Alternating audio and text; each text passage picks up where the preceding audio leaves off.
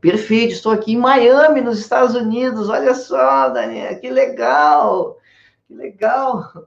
A gente tem o doutor Agnello em Angola, agora temos outro colega em Miami, também tem uma colega da Argentina que nos acompanha também nas nossas lives. O negócio está ficando internacional.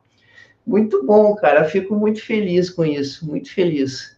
Sinal que o esforço, o trabalho da gente está ajudando. E isso é o mais importante, é isso que realmente motiva a gente a continuar. Quando a gente percebe que tem ajuda, né? Serve para alguma coisa, aquilo que a gente está dizendo, aquilo que a gente está falando. Justamente com esse foco que a gente vem conversando. O foco de você fazer a solução e o atendimento dos seus pacientes na sua cadeira, sem que você tenha que encaminhar todos os casos que aparecem coisas na boca, e ainda você seja capaz de perceber coisas na boca dos pacientes que não têm a queixa disso, e você perceber isso como uma oportunidade de atendimento, de vincular esse paciente, de fazer um esquema de retorno bem bom para ele. Muito bem, esse assunto de hoje, a gente falar de exames, ele encaixa muito nesse aspecto que a gente estava comentando agora, de mercado de trabalho, de como você vai trabalhar, de como você vai se posicionar profissionalmente, porque existe eu não acho que receio seja a palavra certa, mas um pouco uso por todos nós de exames complementares no geral. Radiografia, imagens, Conibin, essas paradas aí, nós não temos o menor constrangimento de solicitar. Isso está sendo cada vez mais ampliado e mais utilizado. E isso é fantástico, é muito bom. Você vê que a endodontia, por exemplo, está usando muito o Conibin, porque ajuda bastante no diagnóstico de canais, posicionamento de um monte de coisa.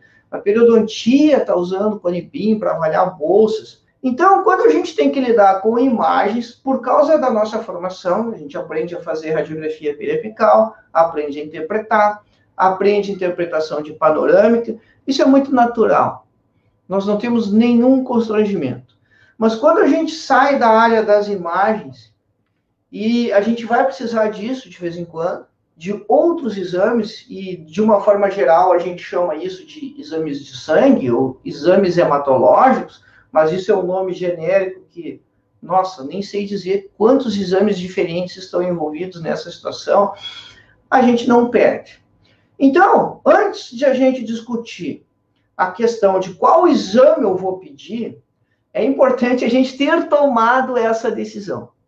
Ter tomado essa decisão de que, sim, iremos solicitar exames para os nossos pacientes. Iremos solicitar exames como e quando. Esse é o ponto que é o tópico da nossa conversa. Mas antes disso, você precisa ter essa decisão, que você vai usar os exames complementares. Porém, não vá usar os exames complementares para triagem de pacientes. Quer dizer, o mesmo protocolo de exame para todos os pacientes. Essa é uma das situações que acaba frustrando e talvez faça com que daqui a pouco você pare de pedir exames. Porque você pede exame, pede exame, pede exame, pede exame e nunca acha alteração nenhuma. E aí você, naturalmente, pode pensar assim, mas por que eu estou solicitando esses exames? Criando complicações para o meu paciente, que veio aqui para solucionar um problema pontual, eu estou mandando ele para o laboratório de análises clínicas, tirar sangue, né? Quem gosta. Não adianta dizer que não doeu, que não sei o quê. Tu pode encarar na boa, né? Mas dizer que gosta, não. Vacina também, né? Não, faz vacina porque é obrigado a fazer, mas ninguém gosta de tomar agulhada. E aí, daqui a pouco, você está criando essas circunstâncias de uma maneira muito rotineira para os seus pacientes e não está encontrando resultado naqueles exames que você está pedindo. Então, é natural que, num determinado momento, você pense, bom, para quê? Gente, justamente esse é o ponto. Primeira questão, então, é você ter a decisão de usar exames quando eles forem necessários e não como forma de triagem. E quando eles forem necessários, aí tem algumas situações que a gente pode elencar elas. A gente pode enumerar elas, para isso servir para orientar o seu diagnóstico. A gente já vai fazer essa listinha aqui. Antes de fazer essa listinha, eu quero destacar um outro ponto importante que pode ser uma barreira. Mais dois pontos importantes que podem ser uma barreira para você deixar de usar ou não usar exames complementares outros com seus pacientes. E olha só o nome, né? Já é complementar. Todo mundo escutou essa parada na faculdade, né? Complementar ao exame físico, ao exame clínico. Mas, enfim, você tem que botar isso na prática, tá? Mas quais são as duas barreiras que eu queria dizer? A primeira é você ter insegurança para interpretar os resultados. Bom, a primeira dica prática, né? Aquela coisa de aluno, assim, né? A malandragem, né? Como é que você vai fazer isso? Cara, você sabe que precisa do exame, né? Pô, pediu. Vai levar dias até esse paciente voltar. O resultado não vai sair agora. Dá tempo de você estudar, né? Só dá um Google ali e você pode buscar. Se você sabe a indicação, sabe o exame que pediu. Então, você não precisa ter essa insegurança de não saber a interpretação do exame, porque você tem tempo. Não é na hora que sai o resultado. Então, dá para olhar, dá para pedir e se preparar.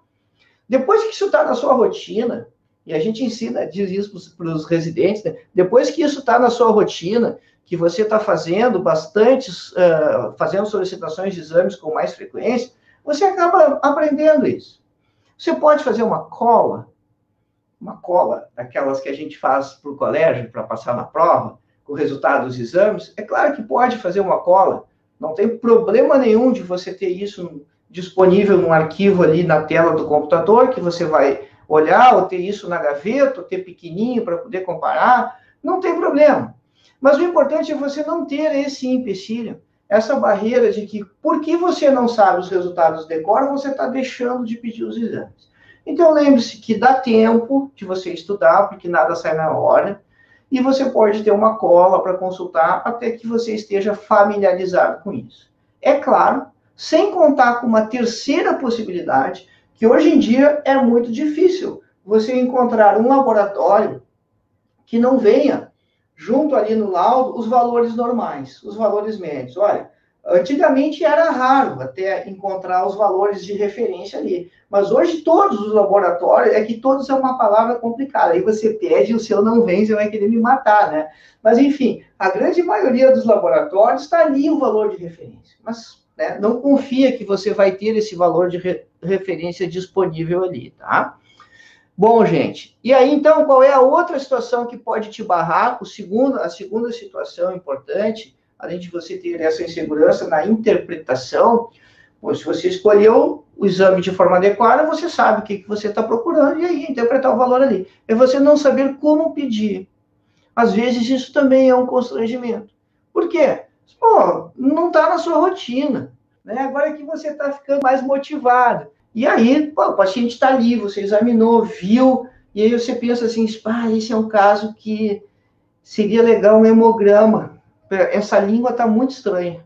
Né? A língua está careca, você pode pensar que tem anemia, que é uma situação que pode acontecer, deixar a língua careca, glossite de Hunter, glossite de Miller, e aí você não sabe pedir, e aí você não pede, né? Gente, isso é muito simples. Pedir exames é muito simples. É muito mais simples que você fazer uma prescrição de medicamentos. Porque a prescrição tem aquele monte de coisas que você tem que colocar ali. E a solicitação de exames, você pega o seu receituário, coloca o nome do paciente, a data, se quiser coloca a data embaixo, junto do seu carimbo, escreve solicito 2 pontos e faz uma lista por itens. E assina e carimba. É só isso.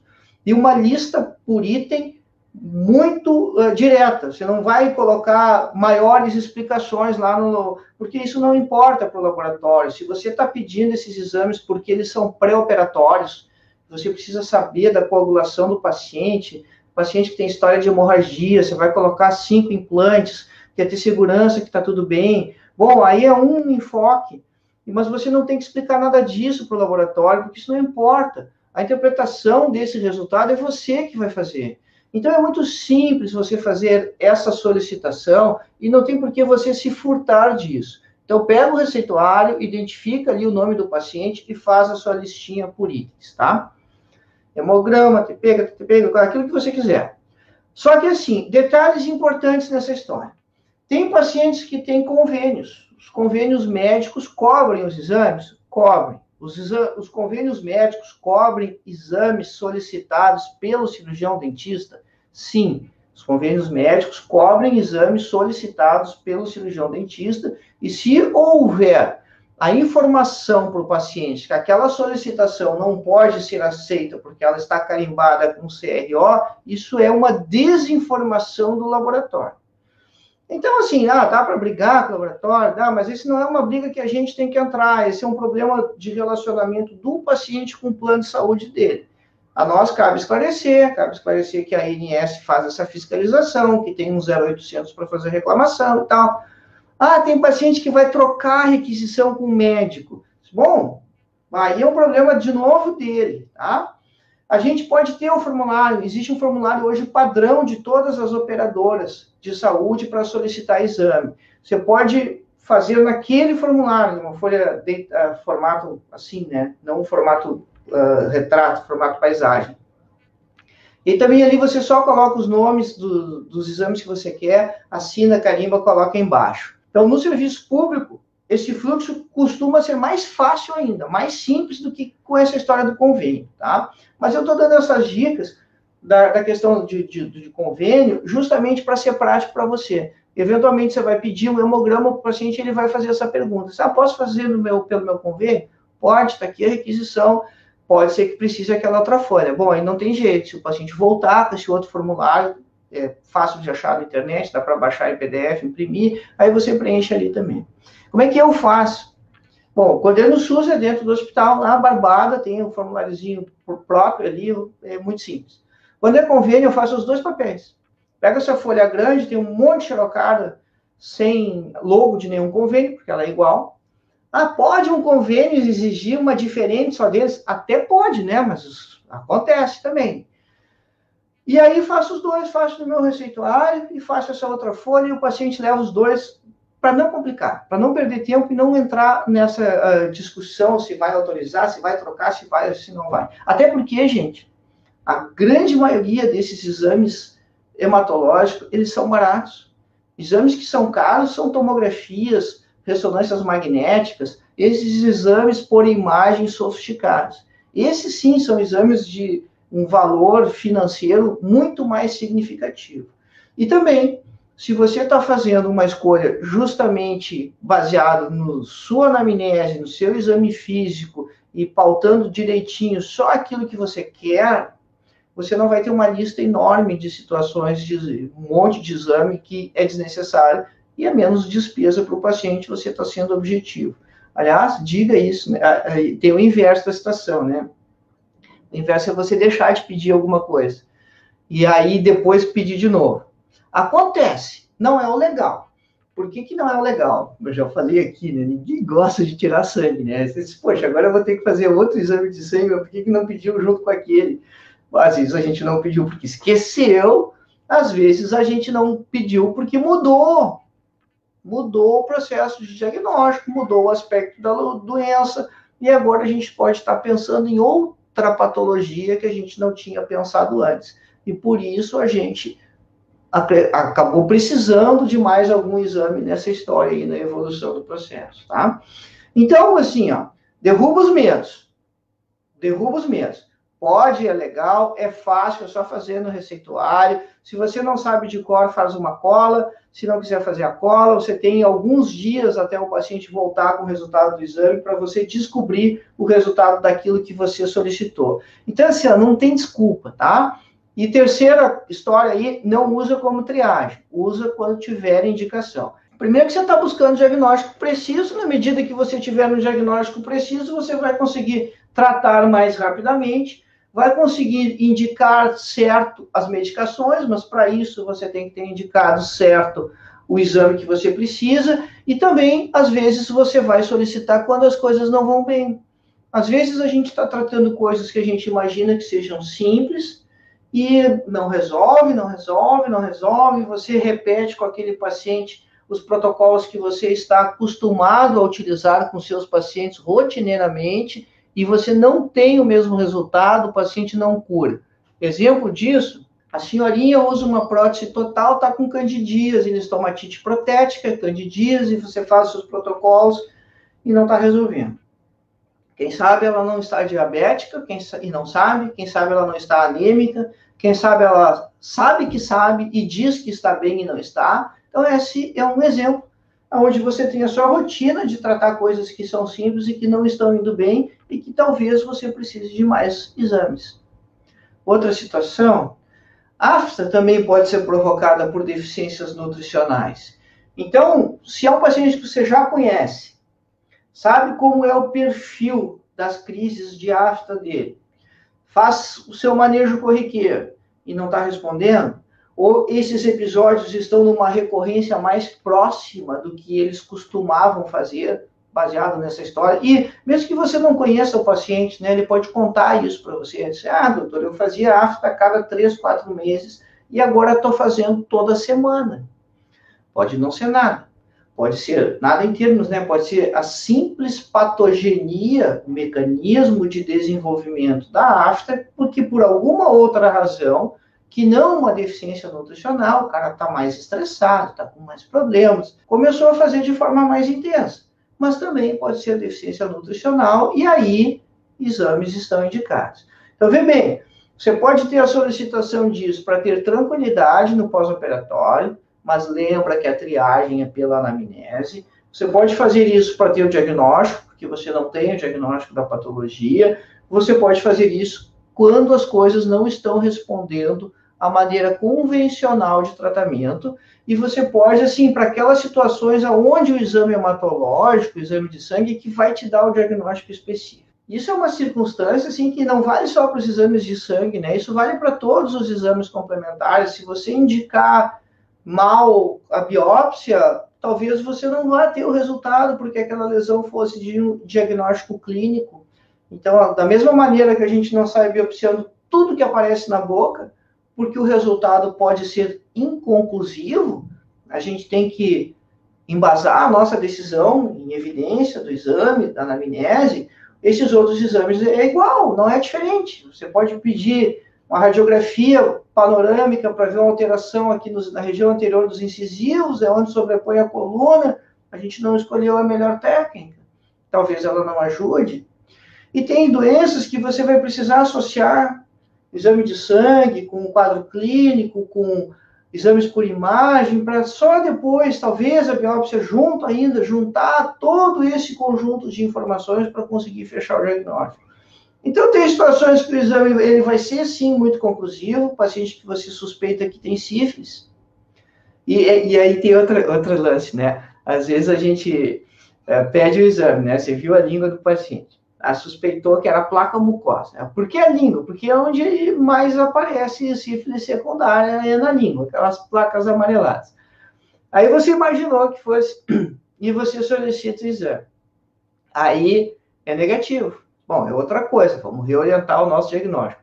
Mas é negativo e a gente diz assim, o exame não deu nada. Então, não adiantou. Não, é justamente o contrário, né, pessoal? O exame deu sim, mostrou que não era. E a gente precisa se dar conta que quando mostra que não é, também é um resultado muito importante. Porque nos tirou a dúvida que fosse aquela situação. Às vezes nos bota em dúvidas maiores ainda, né? Tipo, quando você acha que é simples, não é, e agora? Para que lado eu vou remar meu barco nesse diagnóstico aqui? Mas, enfim, você tem a definição da situação. Então, vê bem, nem sempre você vai solicitar sorologia para a luz e ela vai vir negativa e você errou.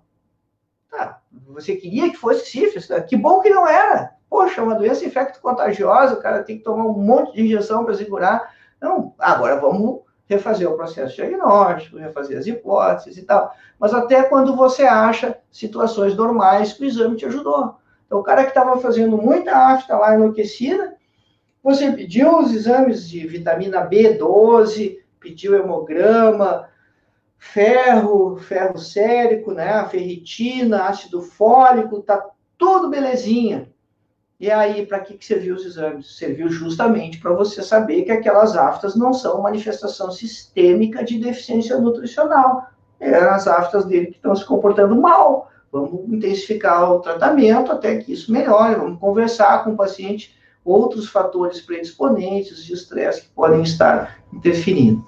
Então, vê bem, né? Você pede o exame, você não espera um milagre, né? Que vai vir, algumas vezes você vai fechar o caso, mas outras vezes não. Na verdade, quando você está pedindo exame, você está pedindo informações para te ajudar num processo que, examinando e fazendo anamnese, a gente não conseguiu ser conclusivo, a gente não conseguiu fechar o processo. E mesmo quando o exame também não fecha, ele vai te ajudar, vai servir para você eliminar uma série de outras possibilidades de diagnóstico.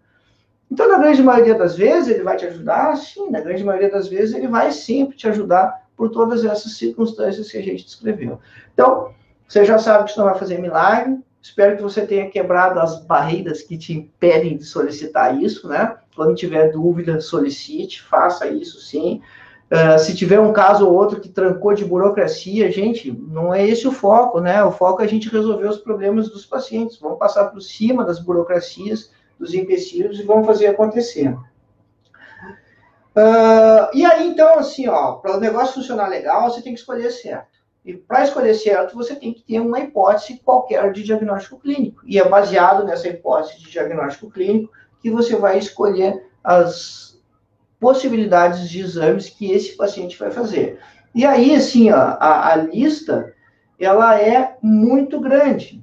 E a gente vai, então, adequar essa lista ou de acordo com a situação que você vai tratar. O que é a situação mais corriqueira, talvez, que a gente precise investigar, porque como a maioria de nós faz procedimentos, ou faz biópsia, ou se não faz biópsia, faz implante, se não faz implante, faz extração, faz gengivectomia, faz cirurgia periodontal. Então, todas essas circunstâncias, quando você tiver dúvida, você solicita provas de coagulação.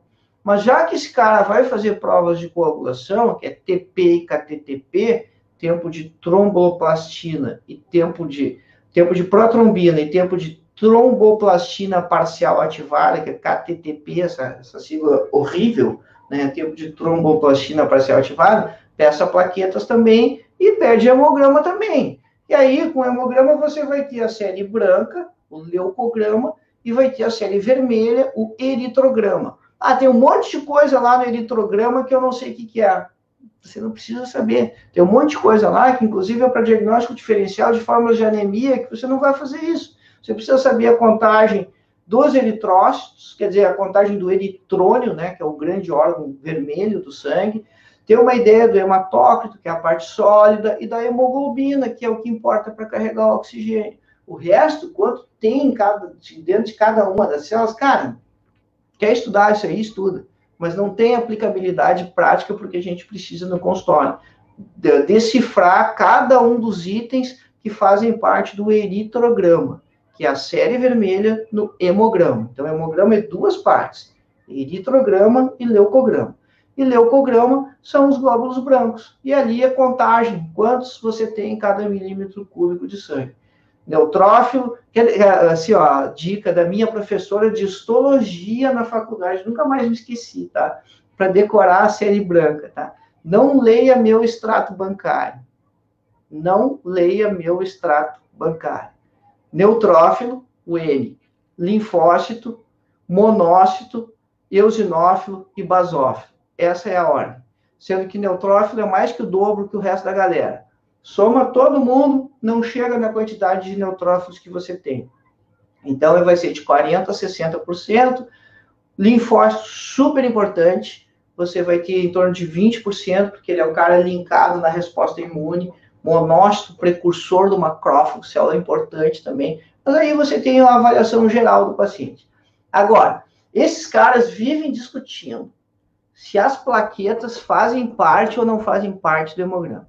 Cara, também assim, não entra nessa briga, né? Tem discussões que elas não tem nada a ver com a gente, assim, elas não fazem parte do nosso mundo. Solicita a plaqueta separada, né? Solicita a plaqueta separada sempre, para você não ter problema. O paciente não tem que voltar no consultório, né? Aquela que a gente comentava antes, né? Pô, eu fui no dentista para ver um dente, ele me pediu um monte de exame porque ele viu uma mancha na minha língua e agora eu estou para cima e para baixo com essa papelada, não arrumei o dente e não consegui fazer os exames ainda. Não, não é isso, né? Vamos fazer os atalhos aí para a coisa funcionar, né? Nada está impedindo que o problema odontológico seja resolvido, né? Então foca lá no problema odontológico, resolve aquela parada. Mas aí, então, a gente perde. Simples, né? Uma palavra a mais ali, né? Não é... Nós não somos hematologistas, não vamos entrar nessa briga dele, se faz parte ou não faz parte. Plaquetograma, para você ter a contagem de plaquetas também ali, se isso é uma coisa que você precisa saber. Continuando nessa pegada de paciente que vai sangrar, quem mais você tem que estar preocupado? Não te esquece. A galera que está entrando agora aí, ó, não é triagem. Tá? Não é triagem. Então, se o paciente tem história de hemorragia, você tem que descobrir a anamnese. Se o paciente está usando medicações anticoagulantes ou antiagregantes plaquetários, como a S, ginkgo biloba, essas coisas, é lá na anamnese, não é no exame que a gente vai descobrir. Mas tem outras coisas que podem fazer sangrar. Por exemplo, o cara que tem muita ureia no sangue. Quem costuma ser urêmico? Urêmico é o paciente que é insuficiente renal. E como você descobre isso? Só escreve na sua listinha, aquela do início lá, né? Mais um dos itens. Ureia. Se a contagem estiver muito alta, ele pode, não quer dizer que vai acontecer, ele pode ter problemas de agregação plaquetária e ele pode ter tendência a sangrar um pouco mais. Nada horrível. Quer saber mais do rim? Bom, já que você está solicitando ureia, solicita creatinina também, que é também para você ver a função renal, são os dois exames. O cara tem história de bebê, né? Isso é fantástico, né? Pergunta para o paciente, ninguém bebe. Ninguém bebe. A única coisa que as pessoas admitem que fazem é cigarro, né? Tabagismo, ainda mais por dentista, ele sabe que não tem como mentir, que ele não fuma, né? Às vezes ele mente para o parceiro, para a esposa, para o esposo em casa que não está fumando mais, está fumando escondido, mas para o dentista não tem como. A gente olha e sabe se o cara está fumando, é só ele abrir a boca. E aí, então, a bebida, então, é um problema, né? Cara, aí você também tem que ser um pouco ardiloso ali na anamnese, né? Você vai perguntar pro cara, você toma aperitivos? Bebe? Não, não bebo. Mas toma aperitivos? Ah, aperitivo eu tomo. Eu tomo quantos? Antes do almoço. No domingo? Não, todos os dias. Poxa, o cara toma um martelinho todos os dias, né? Só socialmente. Socialmente é clássico, né? Mas a gente tem que tentar quantificar. A gente precisa quantificar isso. E qual é o lance para o exame? Então, né? Qual é a questão? A questão é o seguinte, a maioria dos fatores de coagulação, eles são sintetizados no fígado. E se você tem um fígado que não está se virando muito bem, né? Não vamos colocar ainda no nível cirrótico, mas você pode ter comprometimentos por causa do alcoolismo, e aí você pode ter dúvida se esse paciente tem tendência a sangrar mais ou sangrar menos. Você pode solicitar, então, o TP e o KTTP, que nós já citamos, que é o clássico. Mas, se você quiser, você pode solicitar funções hepáticas, que são 3 enzimas, basicamente, TGO, TGP e fosfatase alcalina, né? Transaminase glutâmico oxalacética, que é o TGO, e transaminase glutâmico pirúvica. Cara, né? Deixa para decorar os nomes depois, né? Pega a sigla aí. Se você imagina, né, precisa dar uma investigada mais a fundo na questão de funcionamento do fígado, se você acha que pode ter problemas com isso ou pode ter alguma dúvida, certo? Mas então, como eu falei, assim, ó, justificativa, né? A gente não vai pedir TGO, TGP, fosfatase alcalina para todo mundo que a gente vai operar, não tem justificativos, o paciente não tem histórico, se realmente o paciente é muito enfático nas suas respostas, né? Não, eu realmente não bebo e tal, ou eu bebo muito pouco, ou bebo só final de semana, ou tomo só uma taça de vinho. Bom, aí você não tem que ter preocupações que isso vai interferir na coagulação a ponto de você precisar solicitar um exame de sangue para esse paciente, né? Não tem necessidade, não tem justificativa para isso. Uma questão um pouco capciosa, que às vezes engana, é a questão da diabetes, porque às vezes o paciente está com a glicose controlada, ou ele estuda para passar no teste, né? Quem é que nunca fez isso, né? Se prepara para fazer o exame, né? Mantém uma dieta mais legalzinha, começa a fazer umas caminhadas, uns exercícios, porque sabe que está na época de fazer o check-up e quer ter os valores todos bons lá para não ouvir mijado do médico, não ter que tomar mais remédio ainda, né? Os pacientes fazem isso também, a gente faz, né? Eu faço, vocês não sei. Mas, enfim. E aí, então, acontece que, às vezes, os níveis estão sempre ali limítrofes, né? De glicose, meio borderline, você está inseguro com o procedimento, vai cicatrizar depois, não vai. Bom, aí você pode solicitar, e pode até usar como rotina, se você quiser, em vez de solicitar a glicose, solicitar a hemoglobina glicada. Qual é o lance da hemoglobina glicada? A hemoglobina é um dos pigmentos do sangue, tem 3 lá nas hemácias, né? A hemoglobina, hemosiderina, hematoidina, e a glicose, ela liga, e tem uma ligação estável com a hemoglobina. Então, quando você mede a hemoglobina glicada do paciente, a hemoglobina que tem glicose ligada nela, você não está medindo o nível sérico, você está medindo o que estava ligado lá, e essa é uma relação que dura dias, alguns dias. Portanto, mais estável que você fazer a dosagem sérica simplesmente da glicose. Então, é mais confiável, né? Precisa solicitar sempre? Não, não precisa solicitar sempre. Como a gente disse, isso aí depende da sua análise, da sua indicação. E a glicose tem o teste rápido, né? Tem um aparelhinho, aquele que o diabético tem em casa, que você pode ter no consultório, que é muito fácil de utilizar. Se alguém tem algum familiar diabético, conhece, sabe como funciona, sabe que o aparelho é muito prático, é um aparelho eletrônico, você tem só que fazer um furinho no dedo e colocar uma gotinha de sangue na fitinha ali, e o aparelho vai ler. Tem uns passos técnicos ali, assim, que o aparelho tem que ler o lote da fita, assim, mas tudo muito simples, pessoal. É construído para o leigo poder utilizar. Então, se você nunca usou e comprar um numa loja de artigos médicos, em lojas de ortopedia, para ter no consultório, você vai conseguir usar com tranquilidade. E aí, pessoal, tem situações que você vai suspeitar da lesão. Foi o exemplo que a gente usou antes, da questão da sífilis em particular, mas da hepatite também.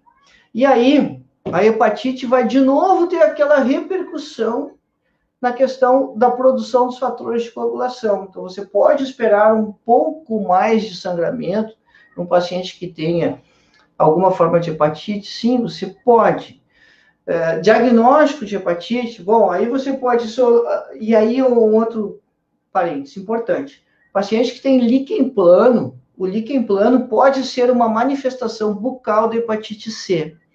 Então, se você suspeita que o seu paciente tem líquen plano, se você já tem o diagnóstico, esse é um paciente que é recomendável você, de rotina, pedir anti-HCV, que é o anti-HCV, que é o exame para hepatite C. Porque aí ele pode ter a doença, e muitas vezes ela é uma doença silenciosa, e não saber.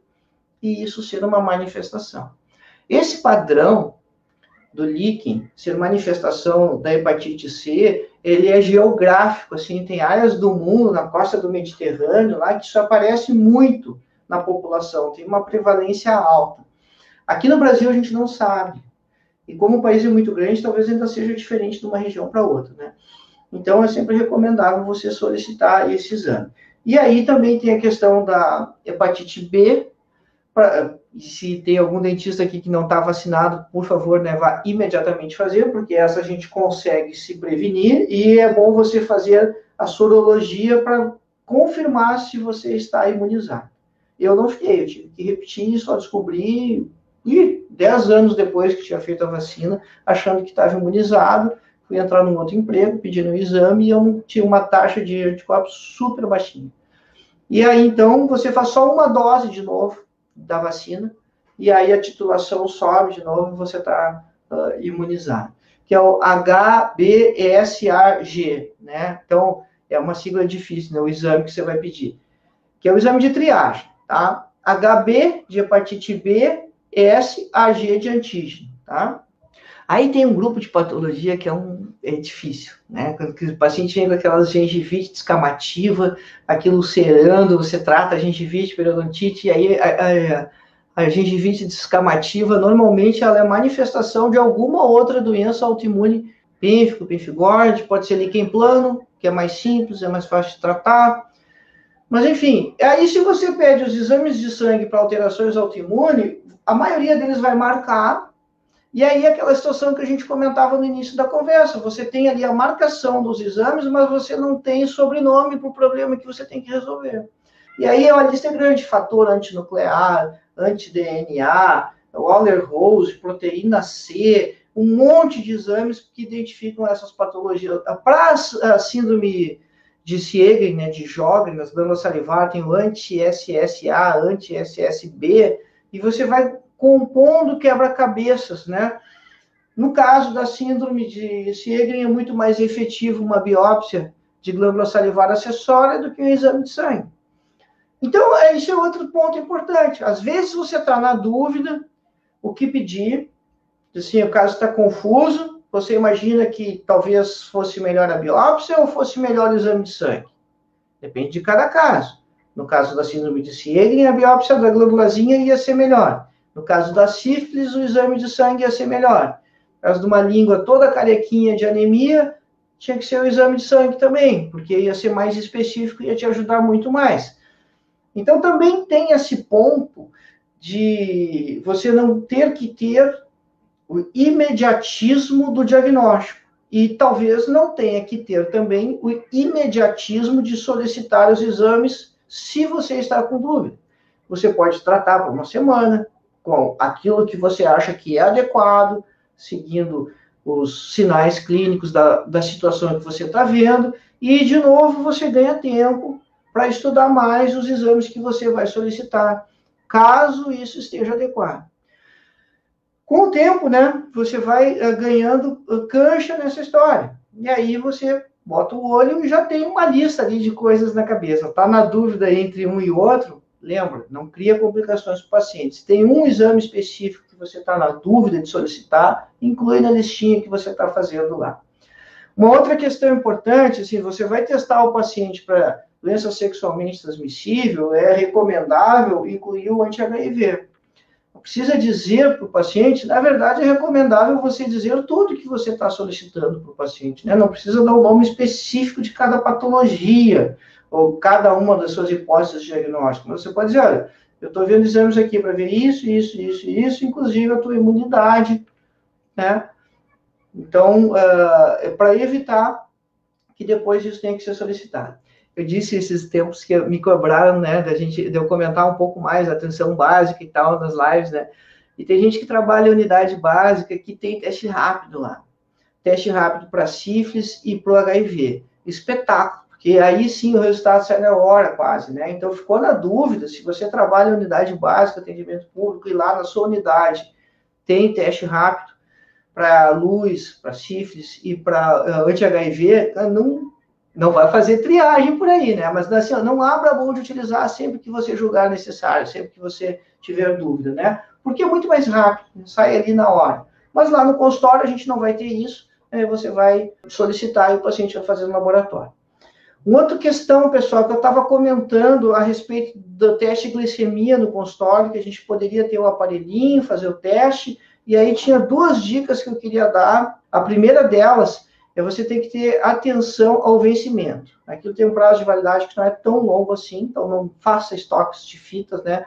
E as fitas, elas costumam não servir em outros aparelhos, elas só servem naquele modelo específico. E você acaba perdendo. E aí depois vai comprar a sua fita. Então, a gente só usa isso de vez em quando. E a segunda questão é, tem que furar o dedinho. Cara, eu furo com agulha de anestesia. Tiro só a tampinha ali e desinfeto, né, a pele ali e eu faço o furinho do paciente com agulha de anestesia mesmo, né? Dou um pouquinho mais de batida, não pode ser muito superficial também, senão você vai ter que fazer mais de uma vez, né? Então, dá uma picada boa ali, deixa ele com o dedo para baixo um pouquinho, funciona bem. Quer ter a lancetinha, aquela chique, bacana? Beleza. Eu não me dou muito bem com ela, eu prefiro a agulha. Bom, e aí então, gente, falávamos dessa questão das autoimunes, então você tem, faltou uma que é quando você acha que pode suspeitar de lúpus, né, que também é muito mais raro, tem um exame que é pesquisa de células LE, que é um exame de sangue também, mas aí assim, são sempre exames que te dão pistas, mas que não são conclusivos, você não consegue fechar o diagnóstico com a solicitação desses exames para patologias autoimunes, tá? além do HIV e da sorologia para a luz, tem o exame de triagem. Você pode solicitar esse, né, que é o VDRL, Venereal Disease Research Laboratory. Se esse der positivo, aí naturalmente o laboratório vai fazer a sorologia para a luz, tá? Quanto mais dentistas souber olhar a boca e fizer esse cuidado com os pacientes, mais importante fica a nossa profissão, melhor fica o nosso mercado de trabalho.